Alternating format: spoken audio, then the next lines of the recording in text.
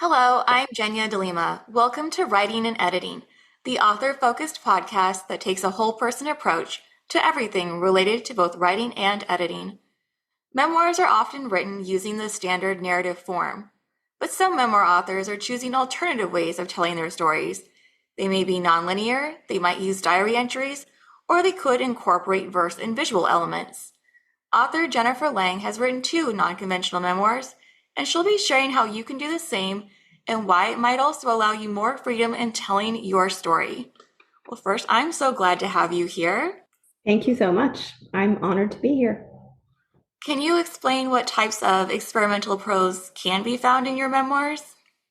Sure. So I did a bunch of weird things that maybe I'd seen before, but never in a book form. I'd seen here, I'd seen there, I'd seen in artwork, I'd seen maybe in poetry, but not in a book. And so what happened was I was telling my stories. The first book called Places We Left Behind, a memoir in miniature, which came out last September. Mm-hmm. My forthcoming book, which comes out next week, Landed, a yogi's memoir in pieces and poses, is that I first compressed the prose. So I went from like a 95,000 word, one manuscript that lacked heart and clear narrative to two books that I didn't realize was becoming two books. That was a circuitous, nonlinear journey. But in trying to get my first one, Places We Left Behind, published as a chapbook initially, a chapbook of prose, of creative nonfiction prose, I noticed in the guidelines for submissions from small publishers open to experimental prose. And this phrase just jumped out at me at a certain point, kind of halfway through submitting it. So I would say it was a 6 or 7 month story from the beginning, or maybe 8 or 9, I don't remember, from the beginning of looking for a publisher to the end. And midway through, I found this open to experimental prose. I went into the traditionally written manuscript and I started to experiment.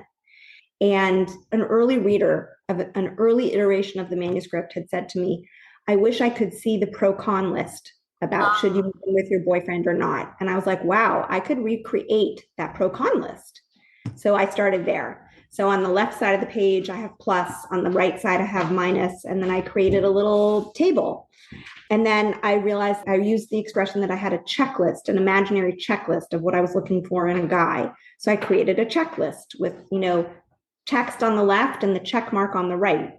And then it evolved from there. I did what a poet might do, that I moved the text in different parts of the pages because it felt like it was calling for it. It just happened from within. It didn't happen from a place of, oh, I've studied this in poetry, and so I'm going to do this. I've never studied poetry. So I do all kinds of really funky things. Strike through text, blackened out text, reduction, using on the same page, different size. One word is going to be 12-point font, the next word is 14, the next word is 16, for different reasons, for emphasis, for all kinds of different reasons. Caption bubbles, endnotes, footnotes, you name it. Can you describe a little bit what difference in emotional tone you think some of these changes have versus strictly writing in, I don't want to say regular prose? I've heard from people, and I think I'm inclined to agree, it made the text, which can be very, very heavy at times, playful. Yeah. And it kind of lightened the story. I was game for that. So I'm a yoga teacher, and I would say my favorite yoga teachers of all times are those who use humor. So doing like what I call a kick-ass yoga practice or holding a pose for a long time, but a teacher talking and maybe making a joke, a well-told joke. And so I tried to bring that to my yoga students. And so I think that unconsciously, I tried to bring that to the writing. And also, as a reader, I read a lot. And as a reader, I love snarky writers. I love that. And like self-deprecating. And I think, wow, I don't know how to do that. And so this was kind of my feeble or first attempt at doing that. So I think it lightened the prose. I also think, and I've heard this from people, it engages the reader in a way that I never thought about. It kind of demands the reader pay attention and process and think Because, like, for example, I have a chapter in my first book called Coordinates, and there's no text, just geographic coordinates, one versus the other, to show the dilemma of where do we live without repeating the information. So it's not that a reader's going to go and look up those coordinates, but a reader's going to think, oh, that's from earlier. That's this place Uh-huh. and that place. And that's kind of cool. Yeah, but they could. And so you're also introducing this interactive element that's largely going to be absent from something told in typical prose because you aren't really asked to do anything except read and take in. And then the level of analysis or extrapolation that you want to give to it is really on the reader. But yeah, this is inviting them in and letting them feel like they're more of a part of it, I think. Yeah, exactly what you said. So you were saying how you organically found these pieces and then were able to adapt them. Do you think that that's going to be a key part for people who want to do something similar? So I start with this, and it's something I teach. I teach creative writing, and Okay. I run a workshop called Dare, Push, Play on the Page. And it's kind of taking people through this idea of if writing something scares the hell out of you. I mean, in the world of memoir, let's say, Mm-hmm. there's fear of putting something on the page, fear that someone will read it, fear of admitting it. It could be fear on any level. I guide them to different techniques to write it and then to do something to the text, to change the text somehow, to create distance. It will create distance between the words and the writer, the narrator, the writer. And I think that that's helping people see that you might be able to write things you never imagined before if you do things like this to the text. Yeah, I can see that, especially with, the distance aspect that you're talking about, because I think that's especially important in memoir. Because if you're still feeling those feelings too heavily, and then you're weighed down by the emotions or even what it reminds you of, those memories it brings back up, and then you try and put that on paper, it's going to be really difficult to see what the reader is going to see because you're still in the thick of it. But yeah, I can see that pulling back a little bit, and taking that playful quality, or even asking yourself, how can I use typography to show where I want the emphasis to be and where I want the reader to really focus, what I want Yeah. them to take from this, what I've taken from this. Yeah. Super well said. Well, are there any methods of experimental prose that you haven't used yet, but you would like to use in the future?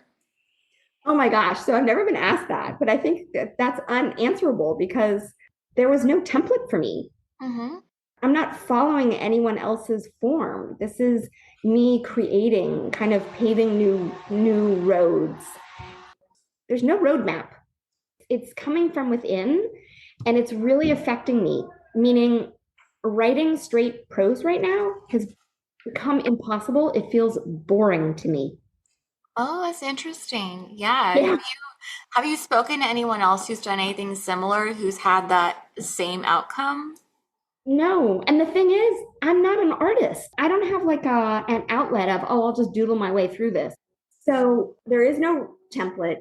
There is no guidelines. I'm not an artist. I wish I were because I think it would make it easier. I think if I were artistic or I think of just someone who doodles, like I think it would translate beautifully onto the page with text. That's not what I'm doing. I have a true false in my second book in Landed where I'm telling the story Mm-hmm. through, I think, 16 or 17 facts. And then I have true false on the right side of the page. And I'm indicating whether it's true or false. And it's telling the story as I go. I don't know where that came from. It just came from some weird place within me. See, I would say that you're artistic though, because even this is so artistic. You're using artistry to manipulate words and the way that the words are presented so that you are giving this creative interpretation that most people probably won't even think of when they're sitting down to write. Okay, sure. Thank you. You're welcome. Well, so how do you tap into this creativity though? Like, do these ideas just spontaneously come to you? Do you carve out time in your day? Do you look for other inspiration? I want to say I can't answer that. But then I'm going to say to you, that's not true, right? So I go to the gym a few times a week. I have a solid, at least once a week yoga practice still. Yoga's been in my life since I was 30. I'm 59 years old. So essentially half my life. Like I think any athlete, I don't consider myself an athlete, but like any athlete who will say, every day I run, 30 miles, and in my run I have clarity. And so that's what happens, right? The endorphin release, the adrenaline, and just clarity in the head. So I've had whole ideas and whole text come to me. It very seldom, but it has happened over the years, like especially being on a yoga mat.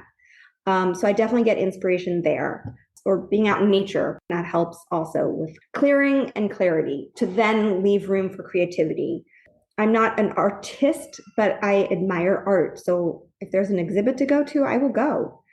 Something at a gallery or at a museum. And so, yeah, I'm always looking for inspiration. I'm a huge moviegoer. I can go to the movies like several times a week. I'd be very happy. And I now go to the movies and like, I'm thinking about those scripts. 10 years ago, I didn't. 5 years ago, I wasn't.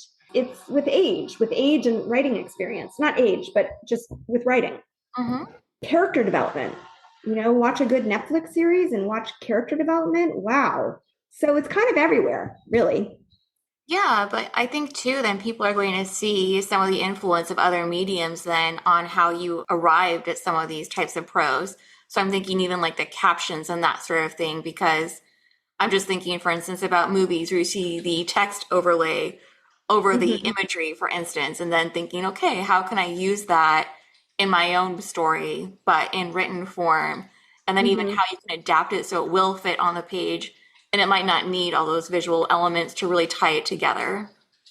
So the caption bubbles, which are in the second book, I would say for me was like, straight from graphic memoir, and not something I'd ever really tried before. So it was very, very fun. And it's my inner thoughts. So in the first book, in Places We Left Behind, I used strike through to relay that information. And I didn't want to do the same thing in the second book. So this was my attempt to just do it a different way. Yeah, interesting. Are there any ideas where you tried using something a little bit different and it didn't really work out, and then you had to strike through that? I know I had a Venn diagram in the second book, and then it ended up not making it into the final round. And I loved that Venn diagram. And I found out how to do it on Word, which was so cool. So, but that didn't make it in. Well, do you think there are ever going to be parts of a memoir or even a novel where something like this wouldn't work and they'd be better off sticking to that more typical structure? Yeah. I want to say this years ago when text was kind of new in our lives. So 10 years ago, I read YA, young adult book. I think it's called Reconstructing Amelia. Oh, yeah. I remember the author used text. She was the narrator was trying to understand why her daughter's life before committing suicide, and put text on the page. And I remember being so wowed by that. So that was a long time ago. I'm going to look up after like when that book came out. So I noticed these things in a way of being wowed. I've read a book called by Nora Krug called Belonging. She's an illustrator. Before anything, she's an illustrator. And every page in the book is like a piece of art. And every book feels like it's only been written for you. Oh, wow. And I read this and it was just this feeling of, I want to do something like this. Amy Krauss Rosenthal, if you've ever heard of her, she wrote a column that went viral. I want to say kind of 2017. It was called You May Want to Marry My Husband. It was in Modern Love. I went down a rabbit hole looking at her work because her writing was so incredible. And she was one of the most creative writers I've ever known. And I would say if there's anyone I've tried to copy, it's Amy Krauss Rosenthal. She wrote a book called Encyclopedia of an Ordinary Life. And it's not that the prose is like, hits you over the head, but the way she wrote it. Every page is something different. So I've been on this journey for many years, paying attention, reading, drawn to this more and more. But not everything works. And you bring up a great point too about how you don't have to have this graduate level vocabulary in order to really resonate with your readers, because I think we can all look back at books perhaps that we had to read for school that felt heavy-handed, or like we had to almost translate it because the wording was so obscure to us or we couldn't find the meaning in it. Or maybe it just felt like it was too heavily laden with all these five-syllable words. And so we lost what we should have gotten out of it from an emotional standpoint. Hmm. Yeah. Yeah. And it can feel forced, just contrived. Yeah, exactly. That's something I wanted to ask too about some people who try to incorporate some of these elements where maybe it could read as forced. So, do you have any tips on how people can identify when that's happening, even as they're doing it? I mean, I spent decades sharing my work with people, and I think that if anyone has a doubt, ask, ask for readers, find a writing group and share your work and get feedback. That said, I would say that these books are the first time, not the text, but what I did to it after, the way I experimented. It's the first time I didn't ask for feedback. And I don't know why. It's like this gut feeling of, I think I'm on to something. So it just happened. And that's with age and experience. Yeah. So that just shows too the importance of trusting yourself and knowing what you're doing. And I think too, if you're trying something that might be seen as new, or maybe even what some readers won't be ready for, but others will be ready to embrace, and even just recognizing that, and maybe that not every reader is going to get it. Right. Yeah. Well, do you have any tips on identifying when some of this might feel pretentious or like the author is using it to show off? So let's say they do feel quite proud of their skills in poetry and they're looking for reasons to insert something. I want to say just try it. The worst that can happen is you get a no, you get a rejection, you get feedback of this feels pretentious. Just try, right? There's what is the worst that can happen? Yeah, and even if you do get a no, it's not a no forever because as we've seen so often, something that people aren't open to, then a decade later, 2 decades later, and now Right. everybody loves it. Maybe now they just needed that moment to acclimate to whatever this changing landscape was with narrative form before they were really ready for it. Yeah, absolutely. Yeah, that goes back to trusting yourself too, and even just knowing. But do you think that familiarity with other books that are in your genre or cover a similar topic, do you think that will help authors identify where it might be appropriate or where not even appropriate, but less well received by their reader base? I mean, that's a really interesting question. I don't know if I think that there's one answer. I don't know if it works that way. I just think read widely. I cited the young adult book, right? Like Mhm. it's kind of a little bit everywhere. It's not one size fits all. Nothing about this is one size fits all. It's trial and error and be open to play. Like I'm 59 and I'm grown up and I can be very, very, very serious, especially as a parent. But I have a really playful side. Like I love a good laugh, a belly laugh. And I think it's like if you have that in you, Mhm. then it's try it. There was something begging for it within me. I think for me, it had to do with stage of life, which is Uh, midlife, menopausal, wanting freedom, not wanting anyone to tell me what to do. And that's also kind of part of the text. mm. Kind of for the first time in my life, in my own miniature way, rebelling and saying, I just want to be me. And I think that that's also like the text begging for freedom. Yeah, I can see then confidence leading to that too. That confidence to embrace these new ideas or these different types of form. And I'm thinking the area I see it the most often in is usually picture books, where they might Mm, have like a little pull here tab, and you really do pull here, and then a letter comes out or something equally fun, or they do break that fourth wall and address the reader, which we don't usually see in YA or adult fiction. Things that would have been absurd and yet they right. work so well within those stories. Or like a friend recently purchased a special edition book, and inside are actual letters to and from the two main characters, but they're real Mm, envelopes that you can pull the letters out of and read it. And I wow. think, yeah, it's just one of those things like with what you're doing with your memoirs, we can't help but be drawn to something that is new and different and that really doesn't feel like anything we've ever seen before. Because, yeah, look at even the conversations that it brings up or the excitement we have to share this with other people. You have to see this. Look at what this author has done. This is so neat. Well, I just want to say, yes, please. Yeah. Well, before we end, and I know we've discussed quite a few books already, but do you have any other reading recommendations for listeners? So Maggie Smith, I read it last year. You Could Make This Place Beautiful. It's a memoir, and it's a memoir of marriage, which my first one is very much about my marriage also. I just read The Lion Women of Tehran, historical fiction about an Iranian Jewish narrator. Beautiful. You learn so much about that country that has undergone so much upheaval in the decades, from, free and kind of the home of creativity and arts. Beautiful book. I read a book that is called a novel, but it's very much the writer's story, called The Postcard by Anne Berest. And it's also a Jewish story. And it's the writer, who is a journalist, Anne Berest, who goes down her own rabbit hole.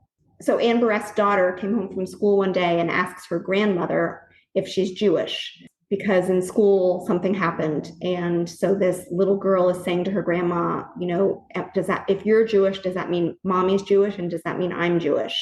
And something like, and do people hate Jews? And so it's this whole story about a postcard that the grandmother had received. And Anne Berest, as the daughter, is trying to track down who sent the postcard. But she calls it a novel because she says there's too many things that she had to change to make it. It was very interesting. It's very well done. So it's not a one size fits all. It's not, there is no one answer here. Yeah. But I don't read all historical fiction. I don't read all memoir. I don't read all young adult, like on any level, right?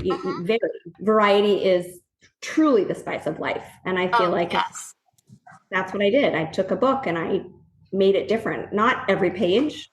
There's a lot of little chapters that are traditional prose, but I did enough to it where I would say, yeah, I shook it up. In the same way I would say, at age 59, I feel restless sometimes, and I don't want that feeling of life is just happening. yeah. And I'm getting older. I want to shake it up. I don't want everything to be the same. I don't want routine every day. So yeah, it's interesting. I think that shaking it up part is so important because there might be so many writers out there who don't think of themselves as writers because they want to tell their story in a certain way. And then when they see that someone else has done it, you've just opened up that possibility for them. And they think, you know what? I can tell a story this way. I can use this in my book. And it helps them really identify with being a writer or with being an author, where they may have just, thought, I don't do it in this way. And so how can I really call myself that? Mm-hmm. Neat. Well, thank you again. This has been very fun. Yeah. Thank you for having me. And then thank you for listening, and be sure to check out the show notes for additional information and all of Jennifer's links. And then please join me next week when author Anna Moore will join us to discuss the importance of writing with honesty. Thanks again.